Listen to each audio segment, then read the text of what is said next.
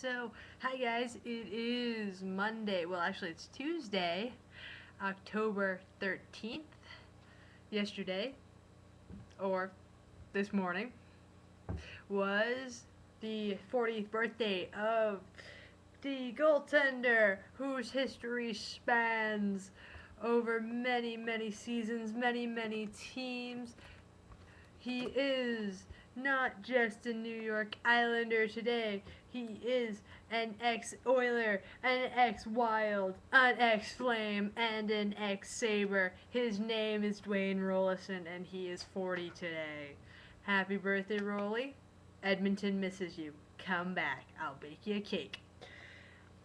So, why are we talking so late in the evening? Well, the Oilers played the Predators today, and like the Sabres, they kicked ass.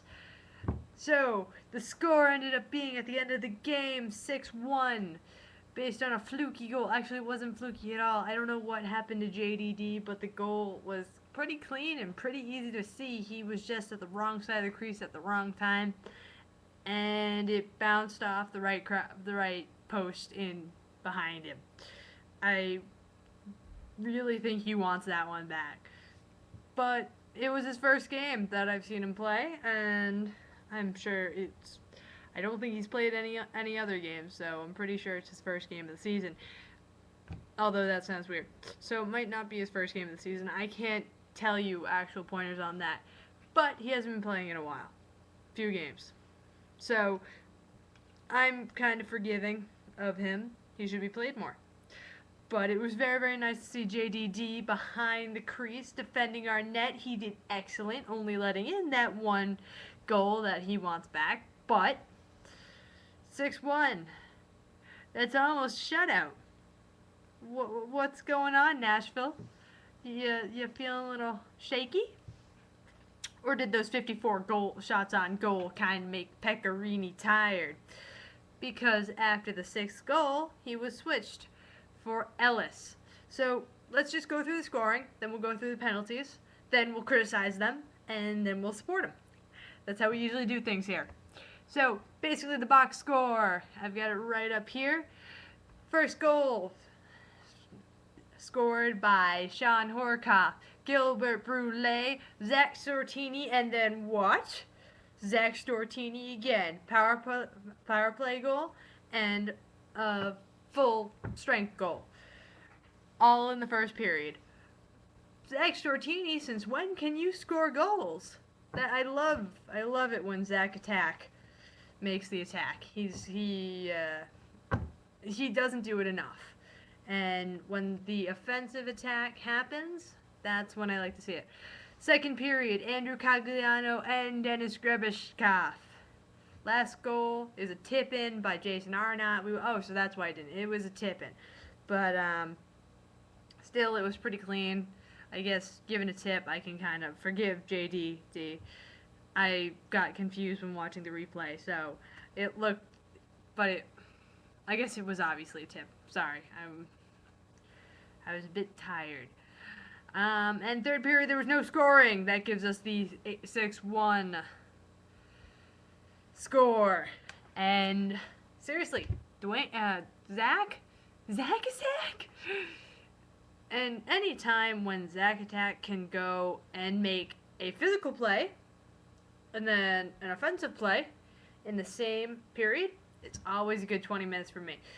I wasn't actually able to watch it, and I'm actually looking at these box scores, looking at the penalties, and looking at everything else. I'm upset because it was a good first period. I came home with 1 minute and 30 seconds left in the period. I was at hockey practice. I have a good excuse, but it's not good enough for me because I wish I'd seen those goals.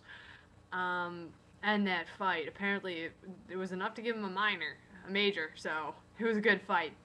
Going through the penalties, what happened? Do we not like playing clean, Edmonton?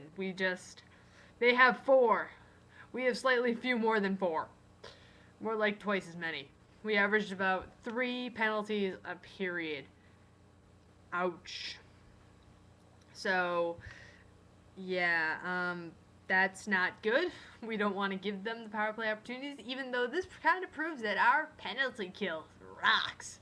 I mean, the fact that we were able to do away with, I think it was actually 8, maybe 9 penalties without them getting a shot in is kind of wow. It makes me happy for the future. I have a hard time actually remembering that we're still in the beginning of the season. I'm already in regular season mode. I haven't seen these guys for a while. No, you just haven't seen them for 4 days, PJ. Focus. But, yeah. So, again, with the second period goal, it's the last goal of the game scored by Jason Arna. It kind of, I was actually paying attention more to see if my hypothesis was correct that we get tired, and I think we do. We get more sloppy, they get in our zone more, and there were times where I was just as scared as I am with Cavi Boulin. I trust JDD more. We've gone over this. I know who he is. I know how he acts. So I know he's adorable in net because his mannerisms are just so funny. He's such a big guy that he's just, Anyway, but I mean, I still get kind of scared and kind of worried when I see our offense and defense start to crumble a little bit. I don't know really how to take it, you know? I'm still looking for that position where I'm totally sold on being able to trust us in the end. And I'm wondering how Pat Quinn is dealing with this.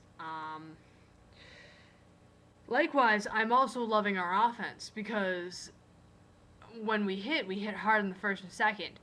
And that's important because we start off with a strong offensive tangle. And especially I like hearing Sam Gagne's name a lot. Didn't hear it as much last season, and especially not as early in the season as we are now. You guys know I love Sam, so it's good hearing his name, but hearing his name in a different way and knowing that I'm not just keying in. I do have selective hearing.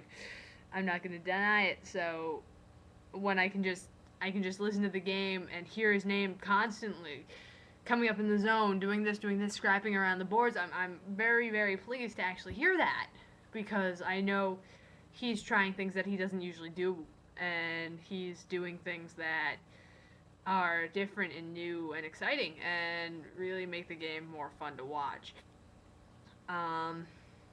He's also helping the team by being more offensive, as is.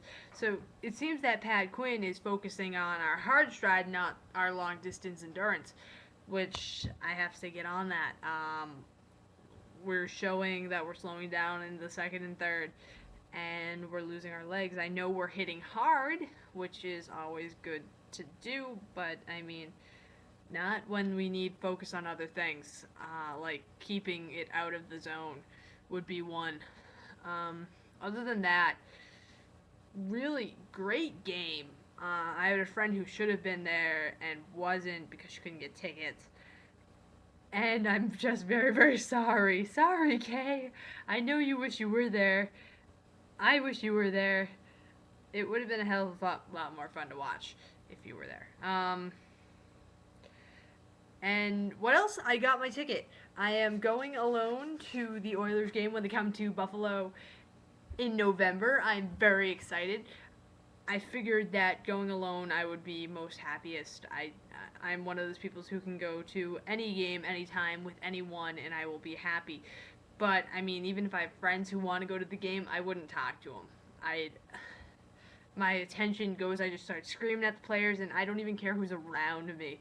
They disappear until intermission. So, I mean, I'm sitting right behind the penalty box, 6th row back. I wish I had gotten a little bit higher. I usually like 9th row because I can see over the boards, but it's going to be a good game, and it's going to be a game that's very, very important to me. As you all know, PJ and B does not stand just for PJ and Bison. It is Pump Jacks, which is oil. The oil are important to me immensely, and I am excited that I actually get to see them after 2 years of rooting for them blindly. It's going to make everything a lot more real. So that's all for today. Tune in next time, and which might be Thursday. Sabres playing Thursday. So let's see how it ends. This has been your favorite juice box, signing out.